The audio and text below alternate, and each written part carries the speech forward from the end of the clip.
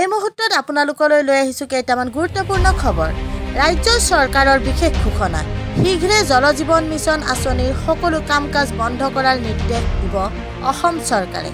আৰু এই সন্দৰ্ভত 2 দিনৰ ভিতৰতে হিমন্ত চৰকাৰৰ জাননী জাৰি কৰাৰ সম্ভাৱনা আছে। হিমন্ত চৰকাৰৰ এই সিদ্ধান্তক লৈ এতিয়া হাহাকাৰ লাগিছে ঠিকাদাৰসকলৰ মাজত। ৰাইজৰ মূৰত মাধমাৰ। দুৰ্গা পূজাৰ পিছতে যোৰহাট চিকিৎসা মহাবিদ্যালয়ত বৃদ্ধি পাব বিভিন্ন সেৱাৰ মাচুল। 100%ৰ পৰা 1000%লৈ বৃদ্ধি হ'ব বিভিন্ন সেৱাৰ মাচুল। নাম সলনি হ'ল বিৰোধী ঐক্য মঞ্চৰ। এতিয়াৰে পৰা অসম সন্মিলিত মৰ্চা নামেৰে নামাকৰণ কৰা হ'ল বিৰোধী ঐক্য মঞ্চ। ঘোষণা মৰ্চাৰ সাধাৰণ সম্পাদক নৰিনজ্যোতি গগৈ। ৰাজ্যৰ ট্ৰেডিং প্ৰবঞ্চনাৰ গোচৰৰ তদন্ত কৰিব CBIয়ে।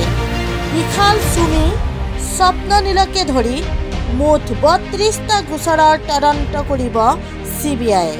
পৰৱৰ্তী খবৰ, ইজৰাইলৰ বিৰুদ্ধে একত্ৰিত হৈছে সকলো বিৰোধী ইছলামিক ৰাষ্ট্ৰ।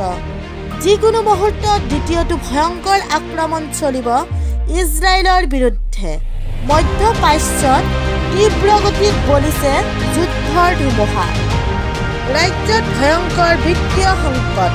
সকলো বিভাগকে ধন ঘূৰাই দিয়াৰ নিৰ্দেশনা। উন্নয়নৰ বাবে মোকলাই দিয়া ধন জমা দিব লাগিব ৰাজকোষত। পুনৰ সংখ্যালঘু সমাজক লৈ বিশেষ আঁচনি ৰূপায়ণ কৰিছে চন্দ্ৰবাবু নাইডুৱে।